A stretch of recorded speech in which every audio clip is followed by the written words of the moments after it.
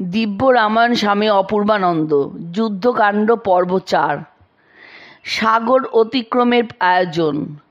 রাম সকলকে ডেকে বললেন, আমরা সসৈন্যে কি করে সাগর অতিক্রম করতে পারি তার উপায় নির্ধারণ করো। বিভীষণ উত্তর দিলেন, রাম সমুদ্রে শরণ নিন, সমুদ্রকে প্রসন্ন শান্ত করে সেতু বন্ধন করে সাগর অতিক্রম করুন। আমি সেতু বন্ধন উপযোগী গুপ্ত পথের সন্ধান বলে দেব। লক্ষ্মণ ও সুগ্রীবাদী সকলে বিভীষণের সৎ পরামর্শ অনুমোদন করলেন। রাম তখনই সাগর তীর আশ্রয় করে সমুদ্রের আরাধনায় ব্রতী হলেন। 3 দিন 3 রাত্রি ওইভাবে সাগর তীরে অবস্থান করে সমুদ্রের অবস্থা পর্যবেক্ষণ করে তিনি লক্ষ্মণকে বললেন, আমি পৌরস আশ্রয় করব। সৌমিত্রী সৈন্যরা যাতে পদব্রজে পার হয়ে যেতে পারে তার ব্যবস্থা করব। এই বলে রাম রুদ্রমূর্তিতে জ্ঞানী ঘোষ করলেন। ওই শব্দে সাগর বক্ষ প্রতিধ্বনিত হলো। তখন উদয়াচল থেকে দিবাকরের ন্যায় সাগর জলরাশি ভেদ করে মূর্তিমান হয়ে কৃতাঞ্জলি পুটে রামকে বললেন, হে সৌম্য, আমি স্বভাবত অঘাত ও দূরতিক্রম্য।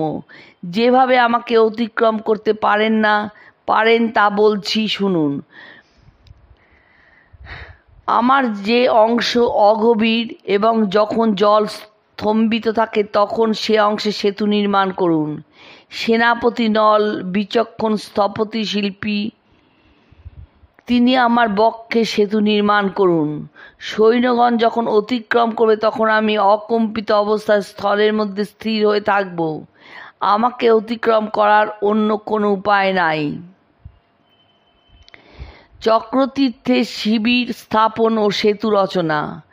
সাগরের উক্তি বিভীষণাদি সকলকেই অনুমোদন করলেন। সেতু নির্মাণের স্থান নির্বাচিত হতে রামের আদেশে সেনাপতি নল সৈন্যদের সাহায্যে সেতু নির্মাণ কার্য আরম্ভ করলেন। হনুমানাদি বীরগণ রাশি রাশি বিবিধ বৃক্ষ ছেদন করে নিয়ে এলো এবং বড় বড় পাথর যন্ত্রযোগে বয়ে আনতে লাগলো। সৈন্যদের কেউ সূত্র কেউ মানদণ্ড ধরল। এইভাবে চলল সেতু নির্মাণ কার্য। প্রথম দিনে 14 যোজন, দ্বিতীয় দিনে 20, তৃতীয় দিনে 21, চতুর্থ দিনে 22 এবং পঞ্চম দিনে 23 যোজন সেতু নির্মিত হলো।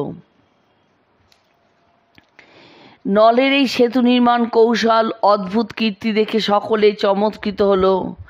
সাগরের উপর সীমান্ত রেখার মতো শোভামান ওই সেতুপথে দলে দলে সৈন্য সাগর পার হয়ে লঙ্কায় অবতরণ করল। 3 দিন 3 রাত্রি লেগেছিল সমস্ত সৈন্যদের সেতুপথে পরপারে যেতে। শত্রু প্রতিরোধের জন্য বিভীষণ তার সচিবদের নিয়ে অপর পারে গদা হস্তে সতর্ক হয়ে রইলেন। রাম লক্ষ্মণ সুগ্রীব প্রভৃতি শিবিকা বাহিত হয়ে সেতুপথে সাগর অতিক্রম করে এলেন পরপারে। অতঃপর রাম শাস্ত্রবিহিত পদ্ধতিতে সৈন্য বিভাগের আজ্ঞা দিয়ে বললেন, নীলের সঙ্গে অঙ্গদ সৈন্যবাহিনীর মধ্যভাগে থাকবেন, ঋষভ ও গন্ধমাদন দক্ষিণ ও বাম পার্শ্ব রক্ষা করবেন, আমি আর লক্ষ্মণ অগ্রভাগে থাকব। জাম্ববান, সুসেন ও বেগদর্শী এই 3 জন মধ্যভাগ রক্ষা করবেন ও রাজা সুগ্রীব থাকবেন সকলের পেছনে।